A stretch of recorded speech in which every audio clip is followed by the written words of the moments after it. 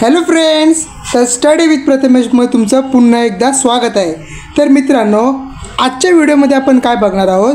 आजच्या video topic असणार आपला डेटा ॲब्स्ट्रॅक्शन, कॉर्ड्स रूल आणि ओव्हरऑल स्ट्रक्चर ऑफ DBMS. ह्यांच्यापैकी कोणताही तुम्हाला क्वेश्चन विचारला जाऊ शकतो एक्झामला. ओके, तर हा डेटाबेस मॅनेजमेंट सिस्टीमचा लेक्चर नंबर 2 आहे आणि युनिट नंबर 1 आहे. तर मित्रांनो, आज आपण संपूर्ण समजून घेणार आहोत. मॉडेल आन्सर मी तुम्हाला इथे एक्सप्लेन करणार आहे मराठीमध्ये आणि अत्यंत तुम्हाला एकदम प्रॉपर नोट इथे प्रोव्हाइड करतो मी MSBTचे. तर मित्रांनो, तुम्हाला इथे काही फ्री ऑफ कॉस्ट आहे मित्रांनो. इथे तुम्हाला काय कोणती कॉस्ट भरायला लागत नाही, काय नाही. फक्त एकच माझं काम करा की चॅनलला सबस्क्राईब करा, कारण अशाच व्हिडिओमध्ये तुम्हाला रोज अपडेट येत राहील. आणि तुम्ही पण तुमचा स्टडी असेल जो म्हणजे आपला जो बोर्डचा स्टडी करायचा आहे तो आपण ते कंप्लीट करून घेऊ. तर मित्रांनो, जास्त टाईम मी तुमच्या इथे वाया घालवत नाही. लवकरात लवकर चॅनल सबस्क्राईब करा आणि या व्हिडिओला लाईक तर कराच मित्रांनो, कारण खूप टाईम लागतो व्हिडिओचे कॉन्टेंट शोधायला, म्हणजे ते एक मॉडेल आन्सर काढायला, परत ते एक्सप्लेन करण्यासाठी. सो प्लीज व्हिडिओ लाईक करा.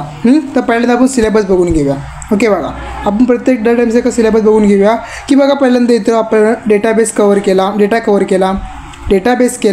डेटाबेस मॅनेजमेंट सिस्टीम केली, ॲप्लिकेशन ऑफ DBMS केले, परत ॲडव्हान्टेज डिसएडव्हान्टेज पण केले.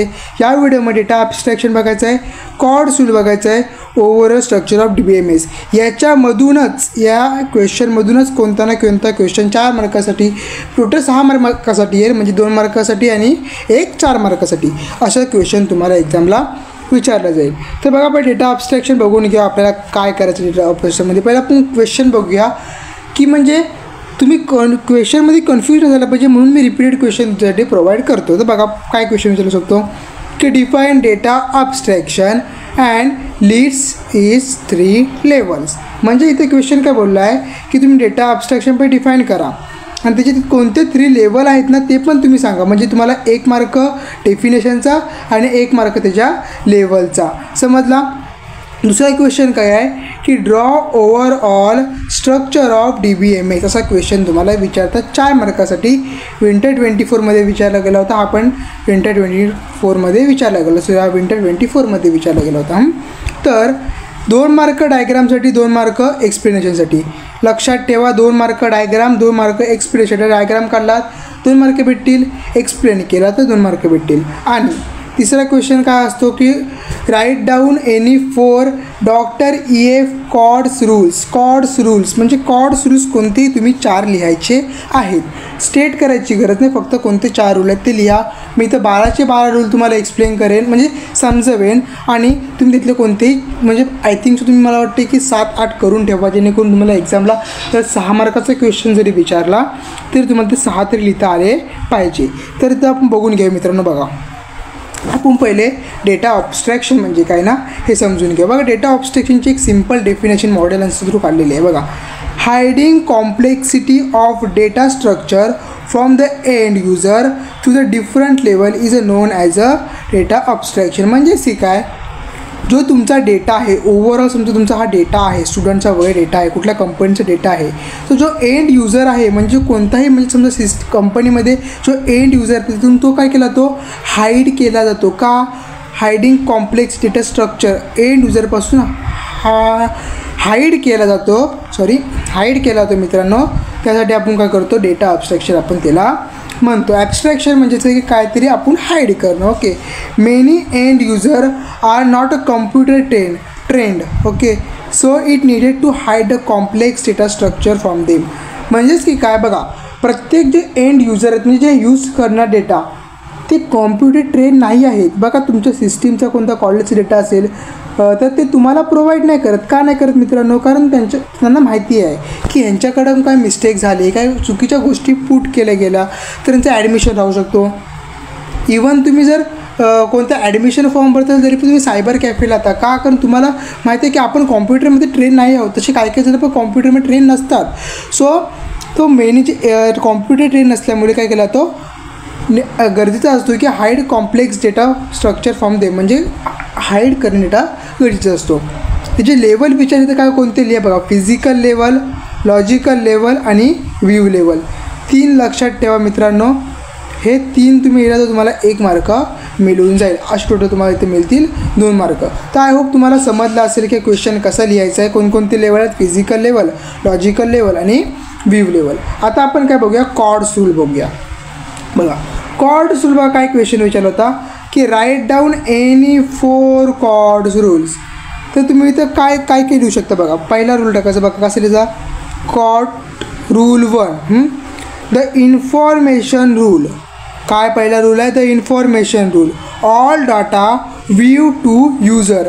म्हणजे जेवढा काही डाटा आहे ना, तर इन्फॉर्मेशन रूलमध्ये काय होतं की जेवढा काही डेटा आहे तो व्ह्यू केला जातो कुणाला, यूजरला. म्हणजे यूजर तो डेटा व्ह्यू करू शकतो. आता बघा दुसरा रूल बघा, गॅरंटेड ॲक्सेस रूल. म्हणजेच काय की all user get access of the database. म्हणजे जेवढा काय यूजर आहेत ना, आता समजा मी यूजर आहे बरोबर आहे आणि मला कोणत्या कॉलेजचा डेटा पाहिजे आहे, म्हणजे की त्याची प्लेसमेंट काय आहे, त्यांचा फी स्ट्रक्चर काय आहे, तर मी तो यूजर म्हणून ॲक्सेस करू शकतो ना. तोच तो काय सांगतो आहे की जर गॅरंटेड तुम्ही त्यांचे ॲक्सेस करू शकता काय डेटा. समजला. तिसरा पॉईंट बघा काय, rule 3 systematic treatment of null value. Null value should be empty. म्हणजे जे काही नल व्हॅल्यू असतील, नल म्हणजे याचा अर्थ की त्याच्यामध्ये कोणताच डेटा नसतो, तर त्याची काय झालं पाहिजे, सिस्टमॅटिक ट्रीटमेंट झाली पाहिजे. हे डॉक्टर कॉर्ड्सने सांगितलं होतं की म्हणजे तुम्हाला जर डेटाबेस क्रिएट करायचं तर तुम्हाला काय कोणते रूल फॉलो केले पाहिजे.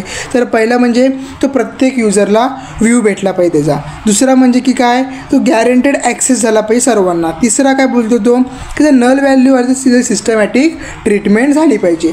समजला. चौथा रूल बघा काय, स्क्रीनशॉट काढून घ्या मित्रांनो, कारण तुम्हाला हे इम्पॉर्टंट आहे, नोटबुकमध्ये लिहायचं, लर्न करायचं आहे. Dynamic online catalogue. Record all transactions in database. म्हणजेच की काय बघा, जो तुमचा डायनॅमिक म्हणजे जो तुमचा डेटा आहे ना, तो ऑनलाईनसुद्धा कुठेतरी कॅटलॉगमध्ये रेकॉर्डेड झाला पाहिजे. कारण का, कधी ना कधी तो डेटा तुम्हाला रिट्राईव्ह करायचा आहे, कधी ना कधी त्याची माहिती तुम्हाला घ्यायची आहे. तर जर तुम्ही DBMS समजा म्हणजे तुम्ही डेटाबेसवरती काहीतरी डेटा क्रिएट करत असाल तर तुम्हाला हे सर्व काय केलं पाहिजे, रेकॉर्ड करून ठेवणे गरजेचं आहे. समजलं इतकं.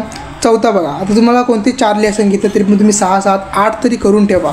ओके, तर तुम्हाला ते फायदेशीर पडेल. पाचवा भाग आहे डेटा सब लँग्वेज रूल. म्हणजेच की काय, यूज ओनली 1 लँग्वेज. म्हणजे जो मल्टिपल लँग्वेज यूज न करता तुम्ही फक्त एकच लँग्वेज यूज करा, जेणेकरून सर्वांना ते समजलं जाईल. फॉर एक्झाम्पल इंग्लिश ही सर्वांना समजते, मराठी देखील खूप जण समजते, आपली मातृभाषा आहे.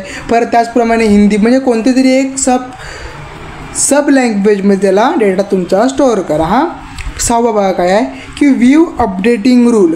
Table and view update simultaneously. म्हणजे समजा तुमचं टेबल आहे बरोबर आहे, आता ते प्रत्येक टायमाला स्टुडंटचं समजा फर्स्ट सेमिस्टर झाला त्याचा रिझल्ट अपडेट झाला, सेकंड सेमिस्टरमध्ये रिझल्ट अपडेट झाला, तर प्रत्येक टाईम तुम्ही काय करा की तुमचं रिझल्ट आहे ना तो टाईम टू टाईम काय करा, अपडेट करत राहा.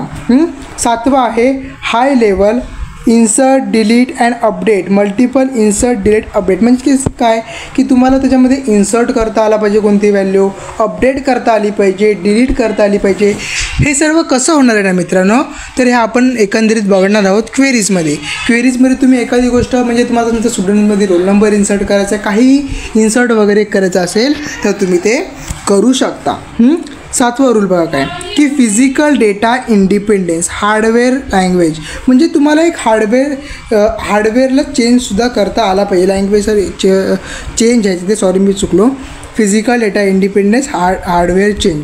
Logical data independence, structure change. म्हणजे एकतर हार्डवेअरसुद्धा चेंज करता आला पाहिजे किंवा स्ट्रक्चर तरी चेंज करता आला पाहिजे. हा बाबा काय आहे, इंटिग्रिटी इंडिपेंडन्स, डिस्ट्रीब्युशन इंडिपेंडन्स. नंतर 12वा आहे की द नो सबस्क्रिप्शन रूल. म्हणजे याचाच अर्थ की काय तुम्ही यांच्यातलं कोणताही तुम्ही करा. आता मी तुम्हाला इतकी एक्सप्लेन केलं, तर प्रत्येक गोष्ट तुम्हाला मी एक्सप्लेन करत बसणार नाही मित्रांनो, कारण आता आपल्याकडे टाईम खूप कमी आहे. आय होप तुम्हाला इतकं समजलं असेल. तुम्ही कोणते मी 8 तुम्हाला एक्सप्लेन केलेले आहेत, तर 8 तुम्ही 8 लिहा, तुम्हाला 4 मार्क भेटतील. सॉरी 6 मार्क पण भेटतील. आणि तुम्ही 4 लिहा तरी पण तुम्हाला 4 मार्क भेटतील. तर 6 मार्काला विचारत असतील तर मित्रांनो नक्की तुम्ही 6 लिहा. आता आपण काय बघूया की ओव्हरऑल स्ट्रक्चर ऑफ DBMS. खूप इम्पॉर्टंट टॉपिक आहे बघा. बघा पहिल्यांदा त्याची काय करून बघा माहिती आहे, डायग्राम समजून घ्या. कारण डायग्रामसाठी तुम्हाला माहिती आहे, मी सांगितलं तसं तुम्हाला 2 मार्क डायग्रामवरती आहेत. किती मार्क आहेत, 2 मार्क. तर तुम्हाला डायग्राम तुम्हाला नीट जमलीच पाहिजे मित्रांनो. बघा पहिला काय करा, एक स्क्वेअर काढून घ्या. म्हणजे स्क्वेअर म्हणजे तुम्हाला असं समजून घ्या. आता हा बघा, हे सिम्पल अशी एक बॉर्डर आहे ना, ती अशी करून घ्या. ओके, तुम्हाला दाखवतो मी कसं आहे बघा. हे बघा काय करा माहिती बघा. आता बघा एक सिम्पली एक सिम्पली तुम्ही एक अशी बॉर्डर ड्रॉ करून घ्या. ओके, अशी. त्याच्यामध्ये मग काय करा, त्याच्यामध्ये बघा तुम्ही सांगतो मी काय काय करायचं होतं. आता बघा त्याच्यामध्ये काय काय टाका, naive user, application programs, sophisticated user, data administration. हे लर्न करा, काहीसुद्धा करून तुम्हाला हे लर्न करावं लागेल. याच्यासाठी कोणती ट्रिक नाही आहे.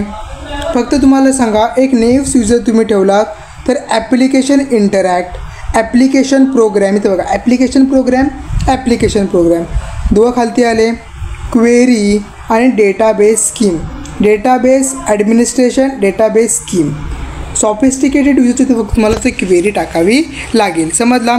आता काय करा मित्रांनो, बघा पहिला एक तुम्ही बॉक्स केलात. ओके, आता त्याच्याखाली एक दुसरा एक असा मोठा बॉक्स तयार करा आणि त्याच्याखाली एक तिसरा बॉक्स तयार करा. ओके, आणि याच्यामध्ये आहे ना असे छोटे 1 असे 2 3 आणि इथे असे 4 म्हणजे 4 तुम्हाला असे बॉक्स तुम्हाला करावे लागतील. समजलं. ते आयोग तुम्हाला समजलं असेल बघा. आता मग त्याच्या खालती काय करा बघा, application program, object code, embedded DML pre compiler, DMA compiler, DDL interpreter आणि क्वेरी. बघा ह्याच्यातून एकमेकाला ट्रान्समिट करून दाखवा. हे काय क्वेरी प्रोसेस आहेत, काय प्रत्येक क्वेरी प्रोसेस आहेत. आणि इथं स्टोरेज मॅनेजरमध्ये बफर मॅनेजर आणि फाईल मॅनेजर, आणि इथं काय होईल तुमचा ट्रान्झॅक्शन मॅनेजर. आणि खालती तुमचा काय असेल, जो पुरा डेटा असेल तो मग data files, indices, statistical data, data dictionary. As it is तुम्हाला मित्रांनो लर्न करावी लागणार आहे. कशी पण लर्न करा, पण तुम्हाला 2 मार्काची डायग्राम आहे. तुम्हाला इथं फक्त डायग्राम काढायला तुम्हाला आलीच पाहिजे, कारण तुम्हाला कोणताही क्वेश्चन विचारतील हे आपण सांगू शकत नाही. आता ही थेरी काय लिहायची बघा. जर तुम्हाला थेरी करायची, तुम्हाला 4 पैकी 4 मार्क पाहिजे, तर तुम्हाला थेरी पण करावी लागेल. बघा काय लिहिलं आहे, component of DBMS structure are classify in 3 category. किती कॅटेगरीमध्ये क्लासिफाय होते? 3. कोणते कोणते आहेत? क्वेरी प्रोसेसर, एक क्वेरी प्रोसेसर. दुसरा काय आहे? दुसरी आहे स्टोरेज मॅनेजर कंपोनेंट. तिसरी आहे डिस्क स्टोरेज. ओके, 3 तुम्हाला समजले कोणते कोणते आहेत ते.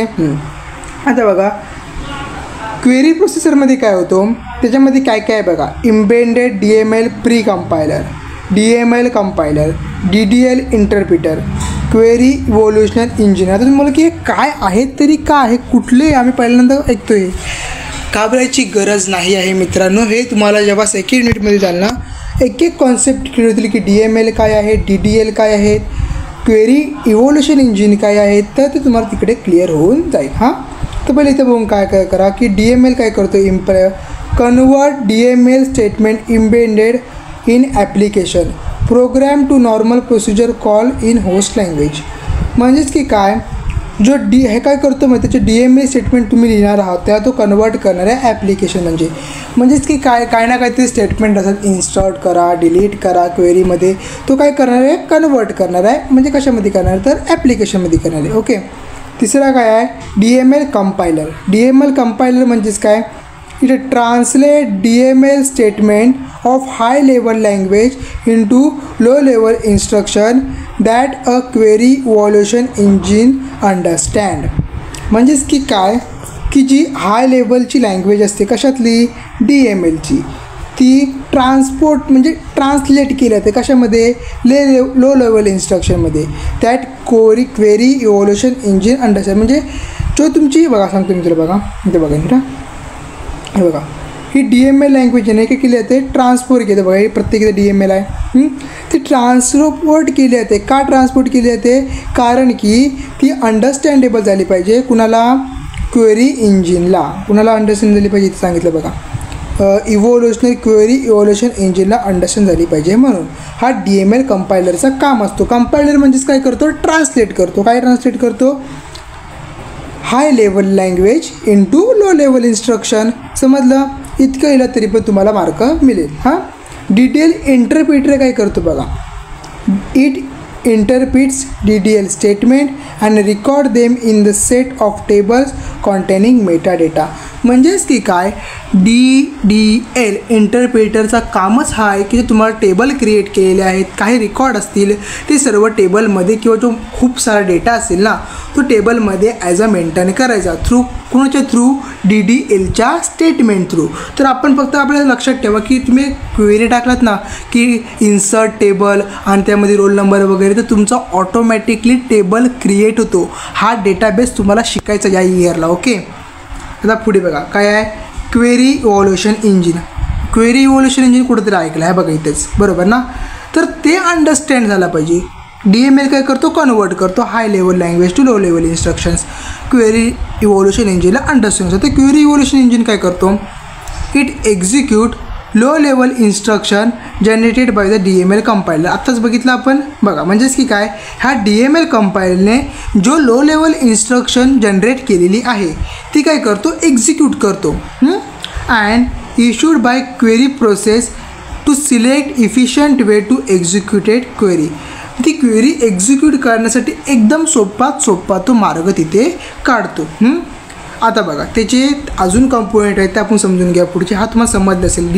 DML काय करतो, ट्रान्सलेट करतो high level language to low level instruction. DDL काय करतो तुम्हाला समजलं की रेकॉर्ड टेबलमध्ये मेंटेन करतो. आणि हा काय करतो, जी DMLनी पाठवलेली गोष्ट आहे ना ती त्याला एकदम इफिशियंट म्हणजे सोप्या पद्धतीने तो क्वेरी एक्झिक्यूट करतो. समजलं इथपर्यंत. पुढे बघूया आता. लाईन टू आहे मित्रांनो, एक्सप्लेन करतो. पुढे बघण्याच्या अगोदर हा एक्सप्लेन करण्याच्या आत्ताच्या आत्ता व्हिडिओला पहिले लाईक करा आणि चॅनल सबस्क्राईब करून घ्या. मी तुमची फी चार्ज मागत नाही आहे, तरी पण मी जर तुम्हाला एवढा मेहनत करून प्रोव्हाइड करत असेल तुम्ही पण एक लाईक किंवा सबस्क्राईब केला पाहिजे. ओके, तर बघा स्टोरेज मॅनेजर कंपोनेंट्स म्हणजेच काय बघा, ट्रान्झॅक्शन मॅनेजर, फाईल मॅनेजर आणि बफर मॅनेजरमध्ये हा डिवाईड झालेला आहे. बरोबर, आपण ते डायग्राममध्ये बघितलं, तुम्ही पण डायग्राममध्ये बघू शकता.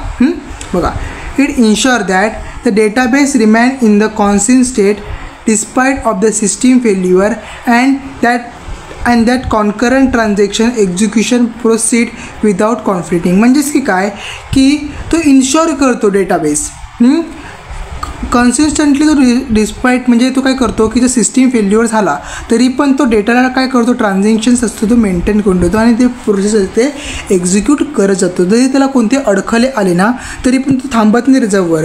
आता तुम्हाला समजा कॉलेजमध्ये पाऊस आला वगैरे तरी पण तुम्ही जातात. आय होप तुम्ही नाही जात, मला माहिती आहे, तरी पण मी बोलतो की तुम्ही जाता कॉलेजला, पण तुम्ही तुमचा वर्क थांबवता का, नाहीतर तुम्ही घरी तरी स्टडी करत असाल, स्टडी विथ प्रथमेश चॅनल बघून तरी.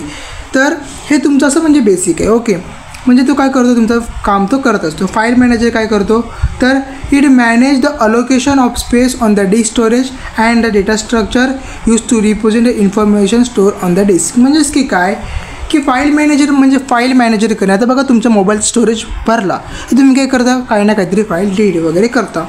त्याचप्रमाणे फाईल मॅनेजर काय करतो की जसं तुमचा डिस्क फुल होत असेल तर तो आपोआप ॲप्लिकेशनला स्पेस प्रोव्हाइड करतो, जेणेकरून स्पेस मॅनेज करतो, जेणेकरून तुम्हाला स्पेस भेटला जाईल आणि त्याच्यामध्ये तुम्ही डिस्क फाईल वगैरे स्टोअर करू शकता. बफर मॅनेजर म्हणजेच काय, it responsible for fetching data from disk storage it in to main memory and deciding what cache of memory. म्हणजेच की काय बघा, fetching data disk storage into main memory and deciding what data cache memory. म्हणजे हा काय करतो, fetch करतो data म्हणजे ट्रान्सपोर्ट करतो. एक टाईम बोलायला गेलं तर कशामध्ये, मेन मेमरीमध्ये, आणि डिसाईड करतो की हा डेटा कॅच करायचं की नाही, म्हणजे तो एकदम ठेवायचा की नाही किंवा क्लिअर कॅच करून टाकायचा, हा डिसाईड करण्याचं काम कोण करतो, बफर मॅनेजर करतो. मित्रांनो इतका डीपली तुम्हाला कोण नाही शिकवणार, तुमच्या कॉलेजमध्ये पण नाही कोण शिकवणार ना क्लासमध्ये कोण शिकवणार आहे. तर प्लीज या व्हिडिओला लाईक करायला विसरू नका आणि चॅनलला सबस्क्राईब करा, जेणेकरून तुम्हाला अशा कॉन्टेंटची व्हिडिओ भेटतील. ओके, डिस्क स्टोरेज काय करतो बघा, डेटा फाईल्स त्याच्यामध्ये डेटा डिक्शनरी आहे आणि statistical data. It store database. Disk file काय करतो, डेटा फाईल काय करतो, स्टोअर करतो डेटाबेसला.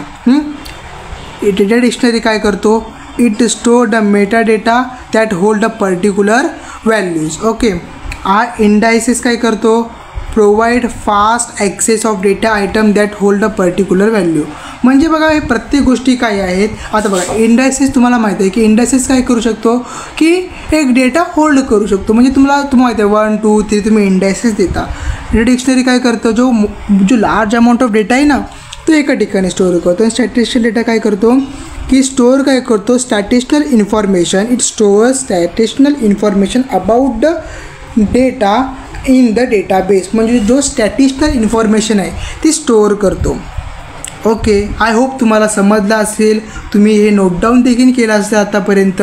पण मित्रांनो, आत्ताच्या आत्ता व्हिडिओ लाईक करा आणि पुढची व्हिडिओ पण मी तुमच्यासाठी बनवेन. जर तुम्ही व्हिडिओ लाईक कराल आणि कमेंटमध्ये करून सांगा की ही व्हिडिओ तुम्हाला कशी वाटली. मी त्याच्याप्रमाणे पुढची अजून एक व्हिडिओ चांगल्या पद्धतीने बनवेन. तर मिळूया पुढच्या व्हिडिओमध्ये.